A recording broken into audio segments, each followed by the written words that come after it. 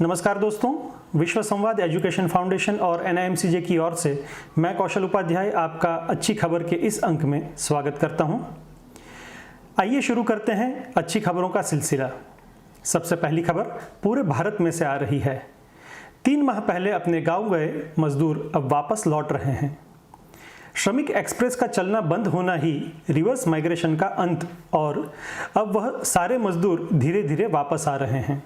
मौजूदा तस्वीर बेंगलुरु के रेलवे स्टेशन की है, जहां पर कामदार मजदूर वापस लौट रहे हैं।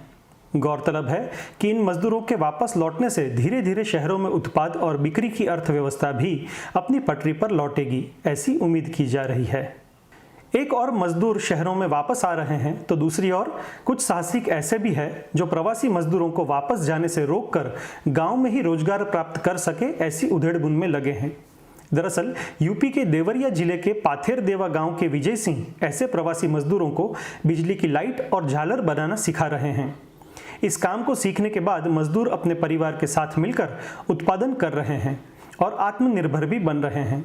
नोएडा से बीटेक की पदवी प्राप्त किए विजय सिंह उत्तर प्रदेश के विविध जिलों में 5 दिन का प्रशिक्षण कार्यक्रम चला रहे हैं और उनका लक्ष्य 10,000 लोगों को प्रशिक्षित करके इस दिवाली चाइनीज नहीं परंतु स्वदेशी झालरों से भारत को रोशन करना है। आइए विजय और उनके जैसे अनेक युवाओं को समर्थन करें और इस साल घरों में रोशन करने के हेतु स्वदेशी उत्पाद का ही प्रयोग करें। तो ये तो बात हुई प्रवासी मजदूरों की, लेकिन अब बात करते हैं विदेश जाने वाले छात्रों की। हर साल औसतन 7 लाख छात्र उच्च शिक्षा के लिए विदेश चले जाते हैं और वहां पढ़ाई पर तकरीबन 1 लाख करोड़ खर्च करते हैं। वहां पढ़ाई के बाद जॉब भी हासिल कर लेते हैं। ऐसे में उनकी प्रतिभा का पूरा लाभ दूसरे देश को मिलता है और भारत को प्रतिभा एवं पैसे दोनों ही मोर्चे पर नुकसान उठाना पड़ता है। लेकिन इस महामारी की चुनौतियों के बीच कुछ उम्मीदें भी जगी है। इसमें उच्च शिक्षा के लिए विदेश गमन करने वाले छात्रों में से 1 लाख छात्रों को सरकार यहीं रोक ले और उस तरह का आयोजन किया जा रहा है। मंत्रालय ऐसे छात्रों को देश में ही बेहतर पाठ्यक्रम उपलब्ध हो सके, ऐसे नए कोर्सेज शुरू करने के हेतु जुट गया है।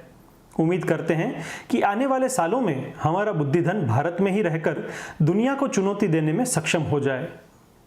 आगे बढ़ते हैं अगली खबर की ओर। शिक्षा से बढ़कर आगे देखते हैं खान पान जगत की ओर। इस महामारी के चलते इंसान ने कुदरत की ओर से बड़ी बड़ी नसीहतें पाई है। इनमें से एक है शाकाहारी भोजन। चीन में इस महामारी के उद्भव का कारण नॉनवेज फूड को माना गया है। इसके चलते अब भारत में भी शाकाहारी खाने का क्रेज बढ़ गया है।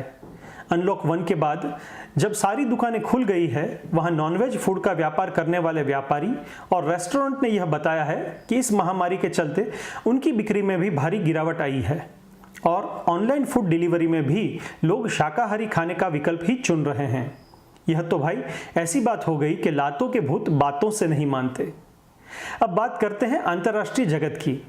लॉस एंजल्स से खबर आ रही है कि भारतीय सितारे आलिया भट्ट और ऋतिक रोशन तथा कॉस्ट्यूम डिजाइनर नीता लुल्ला को एकेडमी अवार्ड्स के नए सदस्य के तौर पर आमंत्रित किया गया है। दरअसल 2016 एकेडमी अवार्ड्स में यह विवाद हुआ था कि पुरस्कारों में श्वेत लोगों का वर्चस्व अधिक है, तो इस विवाद से बचने हेतु पिछले कुछ सालों से मतदान में अधिक विविधता लाने के लिए विविध देशों से लोगों को आमंत्रित किया जा रहा है। इस बार कुल 819 लोगों को मतदान के लिए आमंत्रित किया गया है, जिसमें हमारे बॉलीवुड के भी कुछ कलाकार शामिल हैं। आगे बढ़ते हैं। अब खबर आ रही है न्यूयॉर्क से। मूल झारखंड की 29 वर्षीय भारतीय लेखिका कृतिका पांडे को कॉमनवेल्थ शॉर्ट स्टोरीज प्राइज 2020 की विजेता घोषित किया गया है। उनकी लघु कथा great Indian T and snacks के लिए उनको यह पुरस्कार से नवाजा गया है। उनकी यह लघु कथा 2 युवाओं के बारे में है जो सदियों पुरानी मानवीय अस्तित्व से जुड़ी पहेली को सुलझाने की कोशिश करते हैं। नफरत और पूर्वग्रह इस दौर में कैसे खत्म किया जाए, यह उसकी कहानी है। उन्होंने उम्मीद जताई है कि यह पुरस्कार से लोग अपनी बेटियों के सपनों पर भरोसा करने में जुट जाएंगे। अगली खबर की ओर आगे बढ़ते हैं। पिछले दिनों रेलवे ने अपने नेटवर्क पर यात्री ट्रेनें चलाने के लिए निजी इकाइयों को अनुमति देने की योजना पर औपचारिक रूप से कदम बढ़ाया है।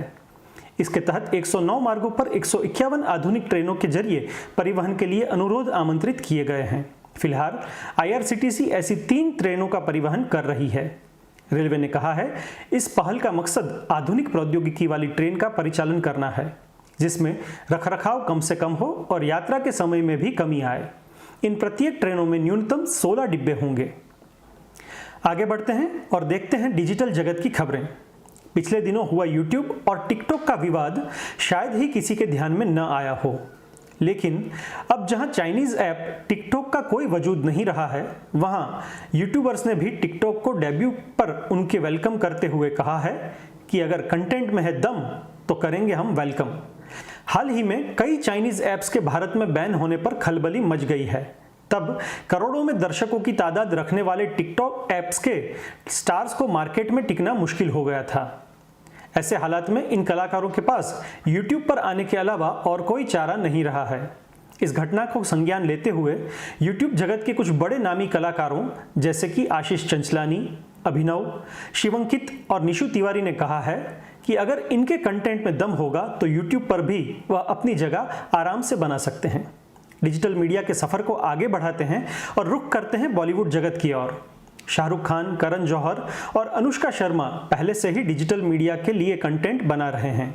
अब प्रियंका चोपड़ा भी OTT प्लेटफॉर्म के लिए ग्लोबल कंटेंट बनाएगी। हाल ही में Amazon के साथ हाथ मिलाकर यह जानकारी उन्होंने साझा की है कि वह निक जोनास के साथ मिलकर 2 टीवी प्रोजेक्ट प्रोड्यूस करने जा रही है। उनके मुताबिक Amazon की पहुंच और दृष्टिकोण ग्लोबल है। ऐसे में वह हिंदी, अंग्रेजी के अलावा अन्य भाषाओं पर भी काम कर सकती है। आगे बढ़ते हैं। डिजिटल प्लेटफॉर्म के बाद अब बात करते हैं टीवी जगत की। हाल ही में टीवी जगत 3 माह के लंबे अंतराल के बाद फिर से शूटिंग शुरू कर रहा है, लेकिन महाराष्ट्र में महामारी की गंभीर परिस्थिति को देखते हुए सुप्रसिद्ध एवं अति लोकप्रिय टीवी शो तारक मेहता का उल्टा चश्मा के प्रोड्यूसर असित कुमार मोदी ने कहा है कि वह पहले शूटिंग करने की रेस में शामिल नहीं है। उनके मुताबिक पहले शूटिंग शुरू करना या पहले फ्रेश एपिसोड रिलीज करना कोई ज़्यादा महत्वपूर्ण नहीं है। उससे ज़्यादा महत्वपूर्ण है क्रू मेंबर की सेफ्टी का ख्याल रखना।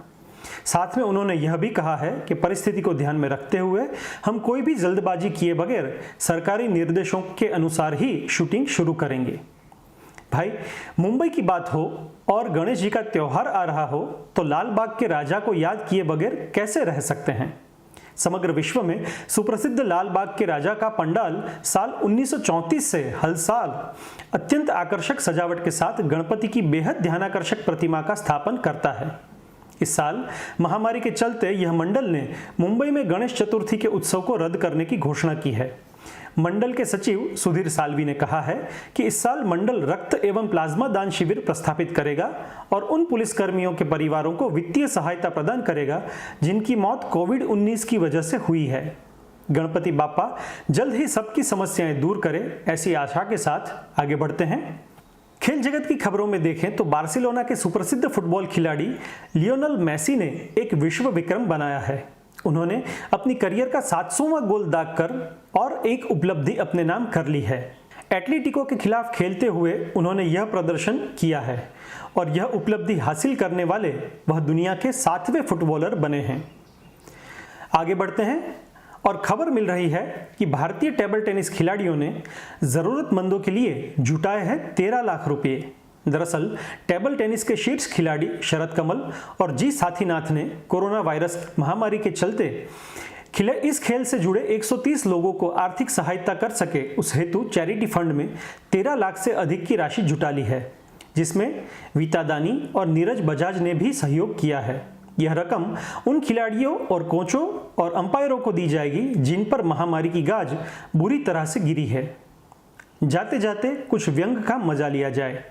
चीन के साथ चल रहे तनाव के बीच भारत सरकार ने न सिर्फ बॉर्डर पर बल्कि डिजिटल मीडिया में भी कदम उठाए हैं। इन्हीं बातों को ध्यान में रखते हुए अखबारों में 2 अलग-अलग व्यंग्य चित्र प्रस्तुत हुए हैं। इनका मजा उठाइए। चलिए दोस्तों, अच्छी खबर का यह अंक हम यहीं समाप्त करते हैं। आगे आने वाले अंक में हमारे सहयोगी छात्रों के साथ हम फिर से जुड़ेंगे। तब तक महामारी से बचिए, घर में रहें, स्वस्थ रहें। नमस्कार।